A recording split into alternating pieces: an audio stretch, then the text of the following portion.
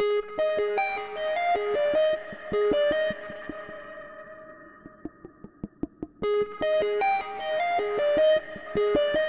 everyone, this is Dave from DailyTechTV with another Q&A session for you, and this question is going to help a lot of you actually, and I'm really pleased that Omar Tech Geek 2011 has asked this one. Great videos, Dave, thank you very much. Question, can you give me a guide on how to choose a good video camcorder? It's a very open-ended question you pose there, but I can give you a general guide. Now, first of all, look at your budget. If it's under £300, or maybe if you can squeeze a little bit more out of the budget, then you're really looking at one of these handheld camcorders with one CMOS sensor in it. And I would be looking at either something like an Olympus LS20M, which is a little bit different to all of the normal camcorders because it's one of these sort of handheld, sort of flat type cameras, and the lens is on the top, but it's got really good microphones in it. And I use that for a lot of my vlog videos over on the Geek Vlogs channel. The other option at that sort of price range is the Panasonic SD90. Now, the Panasonic SD90 creates really nice looking videos, and it has a very important feature. And one of the best bits of advice I can give you when you're looking at camcorders is to not only buy something that creates a good picture or a good video, but look at the audio as well. And it's a very important consideration. A lot of cheaper end camcorders only have built-in mics. The Panasonic SD90 has a microphone jack, so that gives you the flexibility of being able to add an external microphone. I think that's a really important feature. Now, the other important feature to consider when selecting a camcorder is obviously the video quality. I use a Panasonic SD700 that's got 3 CMOS sensors in it. It's got a really nice lens, and it means that the videos are nice and clear. It works well in low light as well. It also has that option of adding an external microphone. So a very good camcorder, but you're going up in price to sort of £600 for something like that. The other option is a DSLR. Now, DSLRs are a little bit more difficult to use. Not all of them do continuous autofocus whilst you're recording. Some do, but some just do like a single autofocus, and then if you move something closer to the camera, like I've got my remote here, if you did that on something that didn't autofocus, then you would end up with a blurred product that you're holding in front of the camera, and as I move it back, everything comes back into focus on me.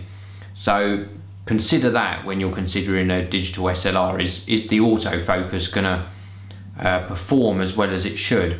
Things like the Nikon D5100, they actually focus whilst you're recording video, but you will find that because of the technology in the lens, you'll find that you see this, what we call focus hunting. So the focus will go in and out of focus, like in out focus, and then it will lock onto focus, but it's quite distracting when you're watching a video to actually see that.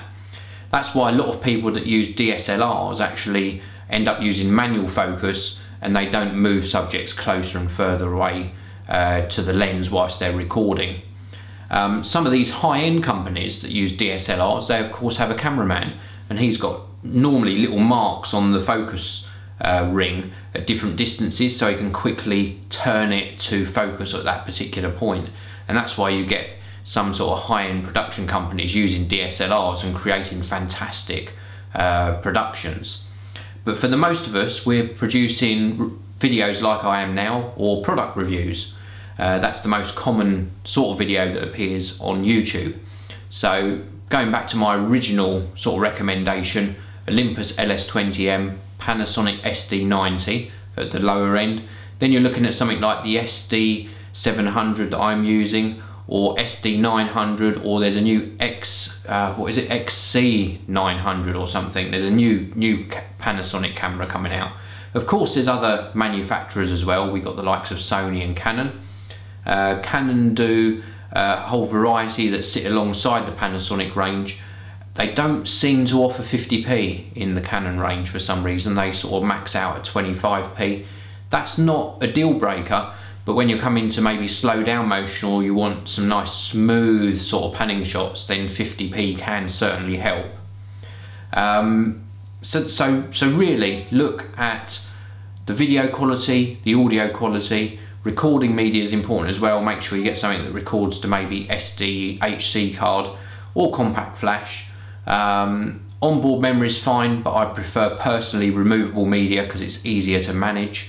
For example, I record my DailyTechTV videos to a particular range of 2 or 3 SDHC cards, and then they come out of the camera and I store them until the video has been actually edited and uploaded. If I only had built-in memory in my camera, then I couldn't do that. So removable media of some sort is a really good idea. If you're going up even higher in cost than the sort of £1,000 mark or $1,500, that's a whole nother video. So if you want me to discuss these higher end options, then please do let me know in the comments and I'll make another video just dealing with higher end DSLRs and some really professional sort of camcorders. So brilliant question. I hope that's helped a little bit. Just to recap, really look at the video quality, but also that flexibility of having an external microphone socket. Of course, you have also got the option of maybe adding an external linear PCM recorder, like a little digital recorder. That's really flexible as well, but then you're adding in an extra sort of thing to do when you're editing, because you have to synchronize the audio with the video. Maybe that's a step you don't mind doing. For me, I prefer to edit nice and quickly, especially when doing videos like this. So thanks very much for watching this video. Please do hit that like button, and I will see you all in the next one.